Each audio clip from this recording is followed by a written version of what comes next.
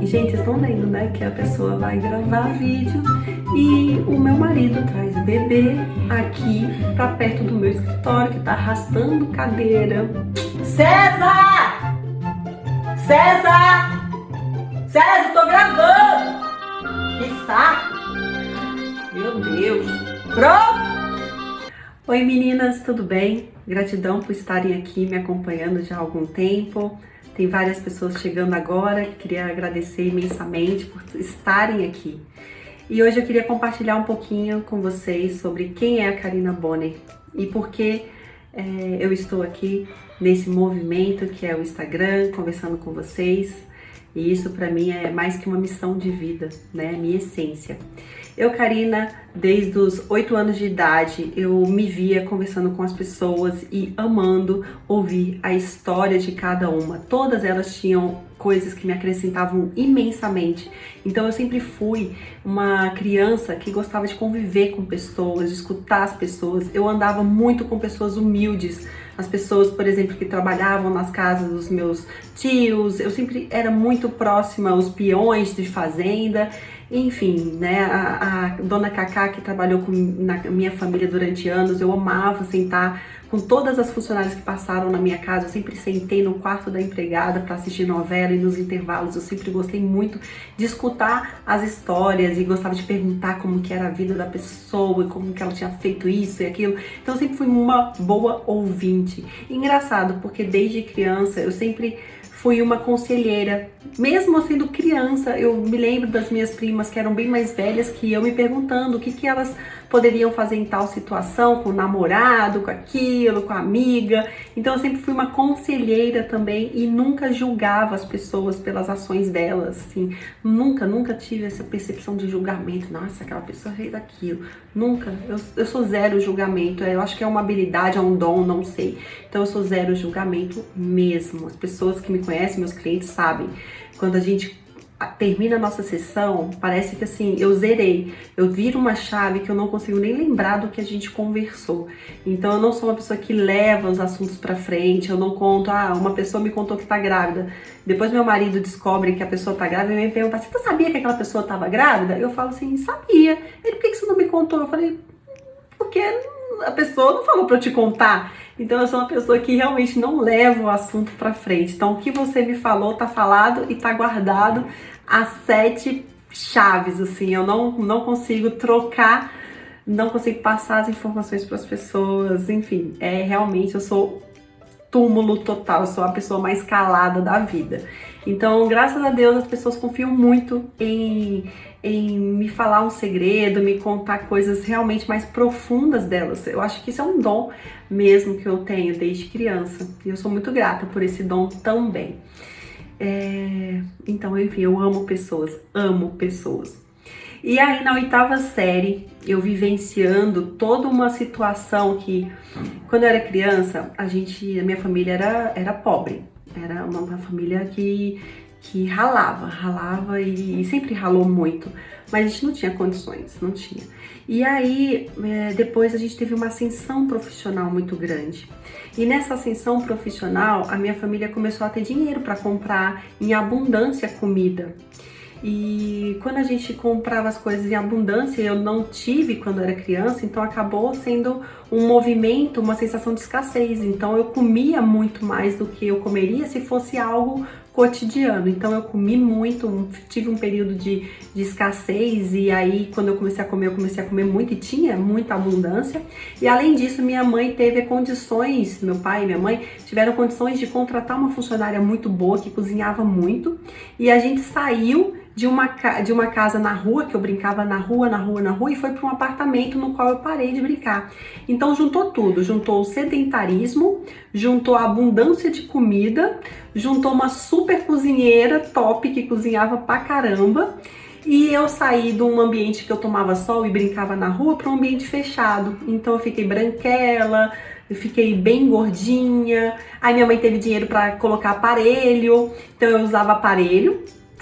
Era gordinha, fiquei mais em casa, então isso me deixou muito ansiosa. E também a minha escola era mais difícil, então eu comecei a beliscar meu braço. Então meu braço era todo estourado, eu era toda estourada de tanto cutucar, cutucar, cutucar. E isso fez com que eu começasse a sofrer bullying na escola. E as crianças são impiedosas, né? Isso dos 10 aos 14 anos eu sofri muito bullying na escola. Porque eu virei a patinho feia. Eu era considerada, às vezes passava uma lista, olha só como criança é, né? Criança que fazia a lista das meninas mais bonitas e das meninas mais feias. Quando eu estudava no Rogacionista, na época que eu era uma menina de rua, ficava na rua brincando, brincando, brincando, fazia aula de balé e tinha a possibilidade de ser mais atlética, eu era considerada uma das meninas mais bonitas do Rogacionista, era chamada pra apresentação de final de ano como sendo a principal da escola, né? Fui chamada para ser a rainha dos Jogos da Primavera com 8 anos de idade. Só que nessa faixa de 10 aos 14 anos, eu fui considerada na escola nova uma das meninas mais feias. Eu tava na lista, eu acho que eu era a terceira, a primeira ali, eu tava sempre nas primeiras das mais feias. E isso pra mim foi bem cruel, foi muito cruel, assim, porque as minhas primas me sacaneavam, a minha música era assim, ó, ela só pensa em namorar, ela só quer, só pensa em namorar. De manhã cedo já está pintada, só fica suspirando, sonhando acordada. O pai leva o doutor, a menina doentada, nananana. Enfim, essa era a minha música, das minhas primas cantavam essa música. Então eu era uma menina que gostava dessa coisa da paquera, de criar histórias do príncipe encantado. E de repente eu fui sendo excluída, eu não tinha mais aquela coisa da menina princesa. E então isso mexeu comigo dos 10 aos 14 anos. Então eu comecei a estudar sobre isso, sobre nutrição, sobre comportamento. E aí, na 8ª série, gente, na 8ª série, isso eu tinha 14 para 15 anos, eu li um livro para fazer um trabalho na escola. E esse livro se chamava Faça do Alimento o Seu Medicamento. Esse foi praticamente o primeiro livro que eu li na minha vida. E eu fiz um trabalho sobre isso e me encantei sobre nutrição, sobre os compostos, os antioxidantes dos alimentos, beta-caroteno, resveratrol e o que eles podiam provocar e melhorar a sua saúde. Enfim, eu comecei a me apaixonar por essa vida da nutrição. Só que eu comecei a buscar coisas também restritivas, então eu comprava aqueles livros Boa Forma e comecei a estudar e ver aquelas coisas de dieta. Então assim, desde nova eu comecei a entrar nessa linha de alimentação, dieta e tal. Então eu fui de uma linha restritiva e causei em mim certas coisas assim para eu emagrecer. Então eu me lembro que lá pelos 14, 15 anos eu causei uma gripe em mim para eu ficar doente e para eu emagrecer mais rápido. E aí eu comia só realmente frutinhas e tal, e falava que tava sem fome, sem fome, sem fome. E eu perdi, tipo, muito peso. Eu me lembro que quando eu voltei pra escola e eu tava magra e tava bronzeada, porque eu também tive férias e tomei um sol. E aí foi exatamente dos 15 pros 16, não, foi dos 14 pros 15 anos. Nas férias eu emagreci e fiquei bronzeada e voltei a ficar mais loirinha e tal. E aí os homens ficaram assim, ué, como assim? Essa é a Karina? Essa é a Karina? E os meninos começaram a ficar encantados novamente por mim.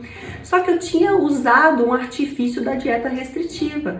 Só que isso foi um reforço positivo na minha mente de que funcionava, que dava certo, que era legal dieta restritiva. Então ficou isso, um registro de tipo assim, tem que ter uma alimentação assim, sabe? Pancada pra ficar bonita. Então eu fiquei um bom tempo seguindo uma linha de dietas, de restrição, de ter que ser disciplinada, aquela coisa assim bem pancada. Procurei coaches dessa linha bem pancada também, bem bop, né? Eu falo assim, aquela linha bop de pancada e tal. Enfim, e fui para nutrição. Então terminei o 2º grau lá pelos 17 anos e fiz nutrição. Me formei com 22 anos em nutrição. Com 22 anos eu me formei, só que com 20 anos eu abri a indústria Nutralife, que era uma indústria de alimentação saudável. E essa indústria de alimentação saudável foi pioneira aqui em Brasília, dessa parte de alimentação saudável. E foi pioneira. Só que o que eu mais amava, no meu restaurante era sentar para almoçar com os meus clientes. E durante esses almoços eu conseguia conversar sobre comportamento alimentar, sobre a falta que as pessoas tinham. Elas se sentiam solitárias. Muitas delas comiam para usar a comida como forma de companhia, sabe? E aí, quando eu sentavam comigo para conversar, essa necessidade de comer muito passava. E muitos deles começaram a emagrecer porque eu era a companhia e não mais a comida.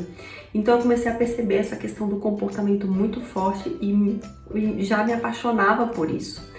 E cada vez mais eu me sentia mal com a questão da dieta, porque Karina, como assim dieta se eu mesmo tinha dificuldade de pesar alimentos, se eu mesmo tinha dificuldade de controlar a minha alimentação, se eu mesmo estava com medo da comida, de ficar fazendo dieta, ficava com medo de comer mais, de comer menos, eu mesmo tinha esses sentimentos. Com 22 anos eu conheci o meu marido, o César, no qual eu com um mês de namoro engravido de gêmeos. Pois é, engravidei de gêmeos e estava com a empresa e estava recém-formada em nutrição. Então eu me formei em nutrição e engravidei tudo ao mesmo tempo, tudo acontecendo ao mesmo tempo. E fiquei mais 3 anos com essa indústria de alimentação saudável. Meus filhos, quando tinham 3 anos, eu decidi morar nos Estados Unidos. E fiquei lá 1 ano com eles. Então eu fiquei esse tempo com essa indústria de alimentação, fui para os Estados Unidos, vendi essa indústria. E lá nos Estados Unidos eu comecei a querer trabalhar com essa parte mais de coaching. Então eu fui estudar coaching. Quando eu voltei para o Brasil, eu comecei a me especializar em coaching. Eu me transformei em Master Coach na Sociedade Brasileira de Coaching. Depois eu fui para os Estados Unidos me formar com o Anthony Robbins, que é o papa do coaching. Anthony Robbins é o top, que escreveu vários livros, best-sellers. Enfim, se vocês quiserem, procurem Anthony Robbins ou Tony Robbins e vocês vão conseguir saber um pouquinho mais sobre esse cara que é fantástico. E comecei a trabalhar dentro das empresas com executivos de alta performance. E dentro desses grupos, eu percebia que muitos deles eram tão workaholics, trabalhavam tanto, que eles deixavam um desequilíbrio muito grande entre alimentação saudável, família, e simplesmente focavam muito no trabalho e deixavam todas as áreas da vida despedaçadas, e principalmente a saúde.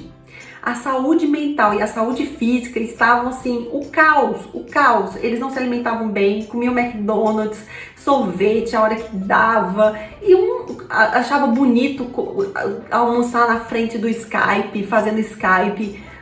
Uma coisa horrível, sem estruturação nenhuma e assim, prestes a dar burnout nesses caras, nesses homens, nessas mulheres. Não eram só caras, eram mulheres também. E muitos deles com problemas de autoestima, muitos deles não tinham relações sexuais com as esposas tão bem quanto uma pessoa que tem saúde, vitalidade, e não conseguiam brincar com os filhos, não tinham saúde para brincar com os filhos. E aí eu comecei a trabalhar isso também, não só a parte de liderança e de amor próprio, e de autoestima, e de chegar sabendo os seus pontos fortes, mas a minha essência sempre estava lá. Então eu comecei a fazer projetos de health coaching dentro das empresas, no qual eu consegui emagrecer muitos executivos e mulheres executivas de alta performance. E eles emagreceram de 25 a 35 quilos comigo dentro desses projetos. E isso foi a grande virada de chave na questão da minha essência. A minha essência tem nutrição, tem essa questão de alimentação e tem essa questão de health coaching e nutrição intuitiva, comportamental. Então foi quando eu voltei a falar sobre isso aqui nas redes sociais. Quando eu vi que realmente eu precisava retomar essa minha paixão com a nutrição e principalmente trazer para vocês essa questão da nutrição intuitiva que veio muito à tona dentro de mim depois da gravidez da Beatriz, no qual eu coloquei meu corpo em total conexão com o que de fato eu queria comer. Então aí que foi que eu comecei a pesquisar sobre a nutrição intuitiva, que eu achava que só eu me falava sobre isso, só eu que queria falar sobre isso. E de repente eu vi que nos estados já estava sendo falado sobre isso e eu falei, meu Deus, graças a Deus eu encontrei o que eu sempre queria. Que eu não queria falar sobre nutrição restritiva mais, porque eu sabia a coisa horrível que era. E aí, quando eu descobri a nutrição intuitiva, eu realmente me encontrei. Quando eu estava nessa transição, eu conheci a nutrição flexível, mas eu ainda assim me incomodava, que a nutrição flexível é muito legal, que você pode comer chocolate, você pode comer o que você ama, mas faz com que coloque novamente as pessoas em contato com essa questão de pesar alimento, ver grama, ver quantidade de carboidrato, proteína, e fica ainda nessa bitolação de comida o dia inteiro. Então isso me estressava também. E quando eu encontrei a nutrição intuitiva, que é realmente você entrar em conexão com o seu corpo e se alimentar de forma nutritiva e com tranquilidade, isso para mim foi libertador. Então eu venho trazendo esse conceito de nutrição intuitiva nos meus diálogos aqui com vocês e sou muito feliz em trabalhar com essa parte de comportamento. Eu falo que a alimentação ela é a porta de entrada para várias questões da sua vida. A forma como você come tem muito a ver com várias áreas da sua vida. Então é fácil de entrar pela alimentação. E quando a gente arruma também questões na sua estrutura familiar, no seu trabalho, isso também causa um impacto na sua alimentação. Então tudo é interligado. Nada é pontual, específico, não, é tudo interligado. Você é um complexo, você é uma pessoa complexa. Então eu gosto de trabalhar com essa complexidade individual. E é isso. Gratidão por estarem aqui comigo. Beijo.